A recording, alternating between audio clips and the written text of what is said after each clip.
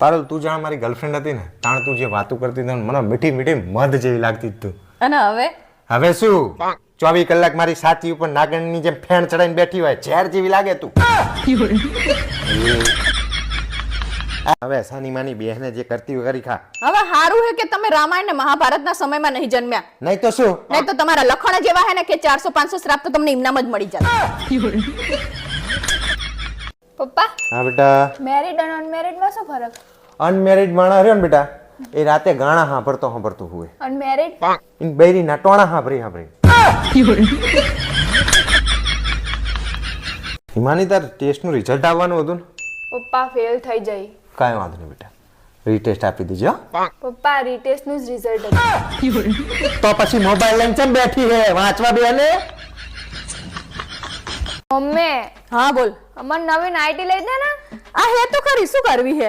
એના 2-3 વર્ષ થઈ ગયા અને જૂની થઈ ગઈ હવે ફાટી જઈ હે જો અહીં.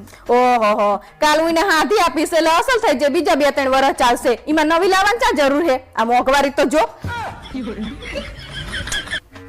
મમ્મી હા બોલ. એસી નું રિમોટ ચાર્જ્યું. ચમ તારે શું કરવું એસી નું રિમોટ? કાલ રાતે એટલી બધી ગરમી લાગતી હતી ને એટલે આજ તો એસી ચાલુ કરીને સુવાની. ઓહો હો મોટી રાજકુમારી જબરી ગરમી થાય તને. સાની માની ગોદડા ઉપાડીને ધાબે ઉપડા હોવા આયા મોટા એસી ચાલુ કરવા વાળા. આજ તને ખબર હે કે એસી નું બિલ કેટલું આવે હે? મોંઘવારી તો જો.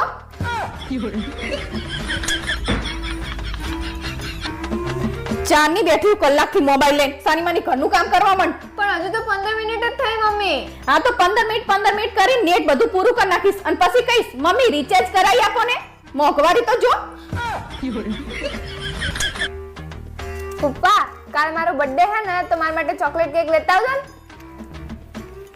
જઈ કેક બેક લાવવાની થતી નહીં. સાના માના ફોન મૂકો. મા બાપ તો અડધા ગયડા થઈ ગયા તો કોઈ દી હારી ચોકલેટ નહીં પારી. અને આ રાજકુમારીને ચોકલેટ કેકું ખાવી છે. કાલ લાપસી બનાવ ને એટલે ખાઈ લેજે સાની માની. આઈ જઈ મોટી ચોકલેટ કેક વાળી. આ મોંઘવારી તો જો.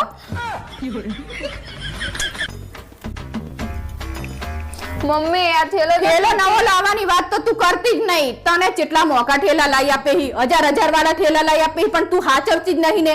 એક ઠેલો 2-3 વર્ષ તો ચાલે જ પણ તારે જેટલો બધો ભાર હોય પછી તૂટી જ જાય ને. પણ ભારનું નહીં તું જ્યાં હોય ત્યાં નાખી દે ને એટલે આ તૂટી જાય. તને કેટલી વાર કીધું હે કે તું થોડું હાચવીને મૂક. અને આ તું તારા બાપા જેવી જ છું લકર વકર યારી. આ મોંઘવારી તો જો.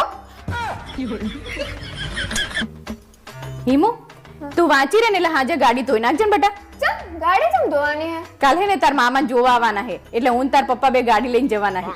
ઓહો મમ્મી તમે તો જેમ કે કોઈ રાજ્યના મહારાણી થઈ જાવ ને એમ ગાડી લઈને જવાની વાત કરો.